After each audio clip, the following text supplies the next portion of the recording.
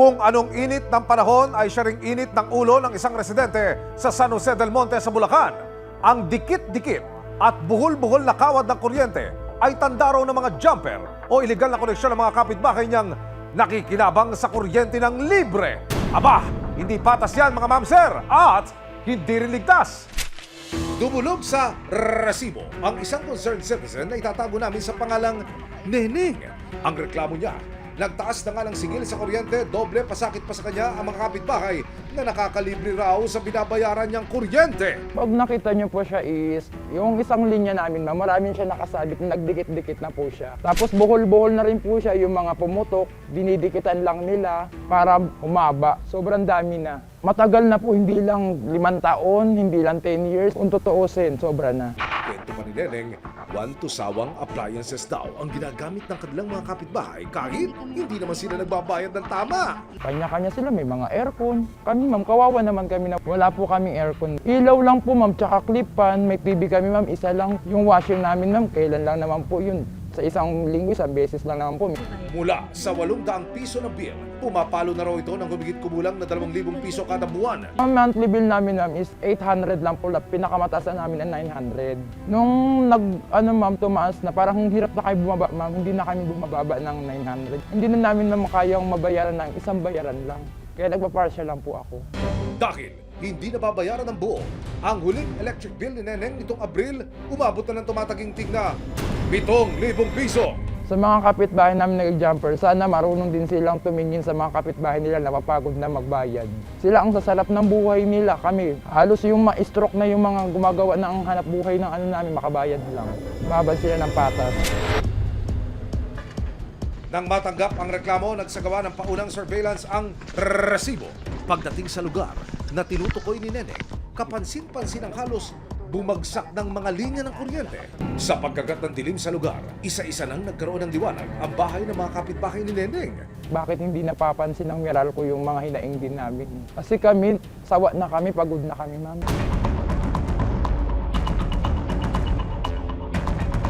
Para maaksyonan ang reklamo ni Neneng, inilapit ng resibo sa Meralco ang kanyang problema.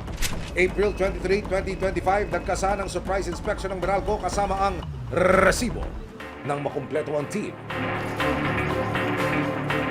Umikot na ang isang team ng Meralco sa lugar para inspeksyonin ang mga linya. Maya-maya pa, may naispatan na ang Meralco na iligal na koneksyon ng kuryente na agad nilang pinutol. Sa patuloy na pag-iikot ng resibo kasama ang Meralco, lumapit ang isang ginang para ituro ang iba pang naka-jumper daw na mga koneksyon. Tanong lang po, may meron po yung nandito dito? Wala rin po. Bali doon sa kumukuha doon sa service doon. Bali yung isang nakita natin doon sa may harap, yung kinukuha na service drop. Yun ang pinaka-source nila, tapos ito yung binibigyan nila mga kabahayan. Mawala rin itong mga metro. Bali, puputulin natin yung illegal na kuryente nila para maiwasan din yung pinsala ng mga maaaring magkaroon ng sunog sa kabahayan nila. Sa kalagitnaan ng operasyon, may isang residente na hindi na rin nakapagpigil na magsumbong. Sa laki naman binabayaran namin, tapos iba dito puro libre. Kailan po yan nagsimula? Naku, matagal na. Libre talaga sila, dahil ba silang mga kontador.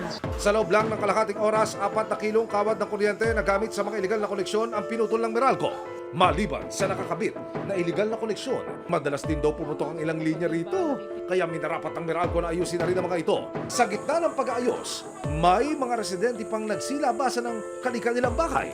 Kung sa 20 may kontador dito, Opo, dito po lahat. yung yung 50 walang kontador, may ilaw. Opo. Puy, ano ibig sabihin po nun? Hindi marami Jumper! nagja-jumper, lugi kami. Kami nagbabayad Kami nga. legal. Ayon sa Meralco, ngayon lang nila nalamang talamakang pagja-jumper ng kuryente sa lugar. Dahil sa inyong pagpapaabot nitong case study na to, positive yung naging sumbong. May mga nahuli kaming may mga jumper wires sa area at mga 10 kabahayan yung nakitang gumagamit ng jumper.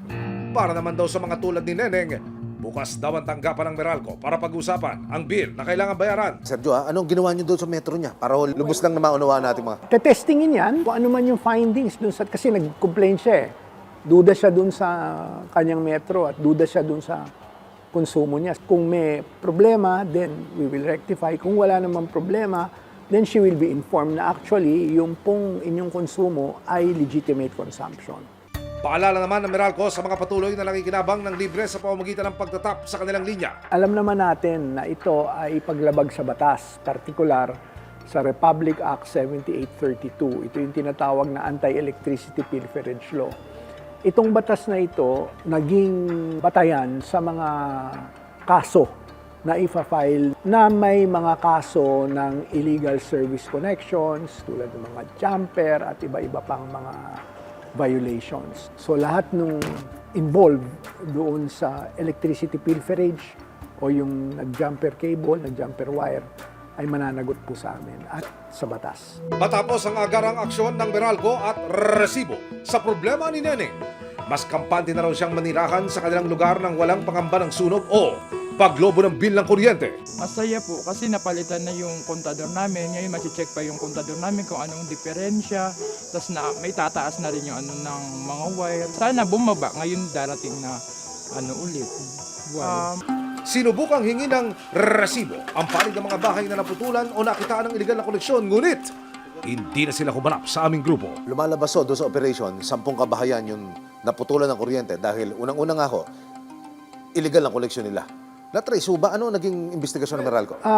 Of course, I cannot preempt and state ano yung magiging technical next steps namin para panagutin sila. But rest assured, ang Meralco po, once we have that information kung sino-sino itong nag-illegal na to, mananagot po lahat yan.